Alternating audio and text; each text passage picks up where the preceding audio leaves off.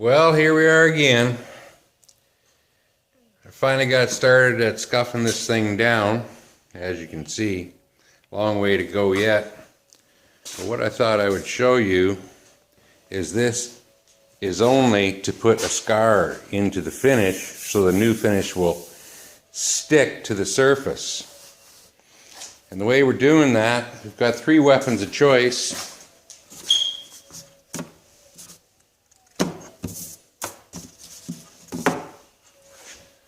And the main one, I like the Durablock stuff.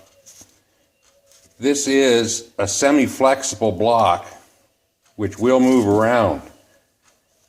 It's nothing that you would normally use for blocking, which is something like this, which is rigid, no movement to it.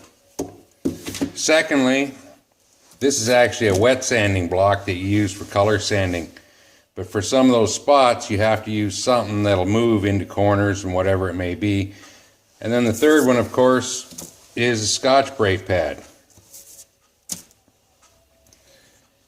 Now this one's got some new paper on it. And usually when you got a brand new paper, what I like to do is I'll take it to a larger, flatter area.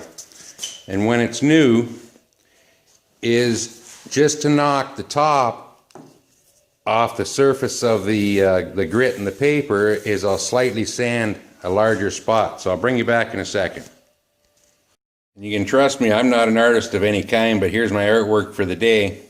When you make that initial pass across the panel, what it's actually doing is leaving lines in the surface like that. You won't be able to feel them, but when you come back and make that second pass, you're going the other way on the 45, gives you a crosshatch, something like you do in a cylinder.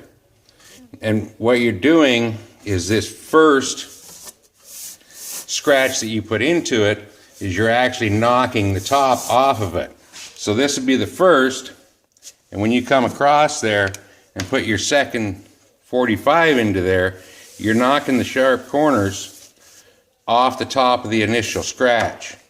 And one of the other things that I like to do just when you're sanding, as I'm doing here, to repaint, is keep one of these Scotch Brites around. This one isn't there yet, but once it's about half wore out, and you will feel the difference between one that's been used and the new side. Once it's about half wore out like this, is then take it back across this area lightly and usually back it up with a block. And what it'll do is the new points that you put onto that surface, it'll knock them down so you won't see any scratch marks through your finished coat.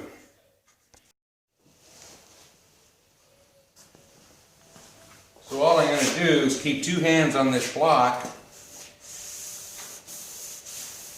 and always on a 45.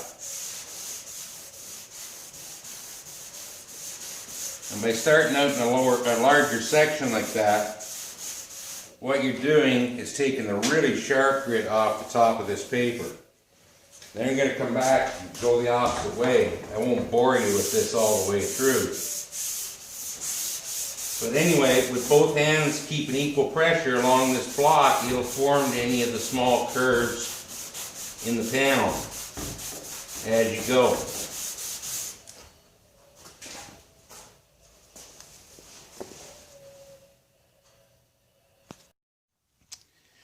Since I'm laying down here on the floor having a little nap, I thought I might just show you underneath this thing a little better on how it all came out.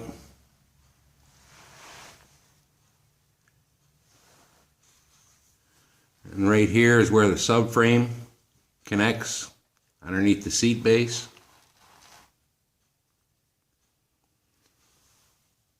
And something else, if you notice, my shop, when they built this house, they must have planned on a tsunami, so they put a floor drain in it.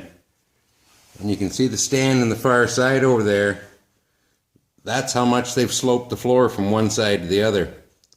So my issue is when I bring a project like this in, is when the car comes in, it has to go up on stands, get leveled, and I hope you're happy with the spot you picked, because you're not moving it again. So far, so good.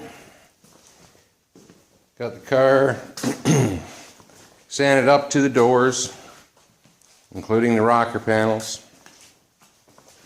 Weather window for next week still looking good. I hope everybody had a great New Year's. I got my New Year's surprise today. I had originally planned on leaving the front fenders and the header panel on the car until I figured out the cowl cheeks run right down in behind the fender right there, and you can't get your arm in from either side to take the two emblems off the fenders. And those emblems, there's no way I'd be able to mask those and have it come out clean. So what that means is take the front end off of the car one more time. Oh well, not like it hasn't been done before. Anyway, I'll keep you up to date as I go.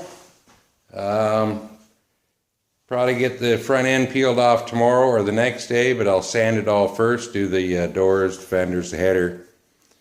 It's just easier when it's in place, and then I'll clean up the small spots once they're off. Anyway, again, Happy New Year's, everybody.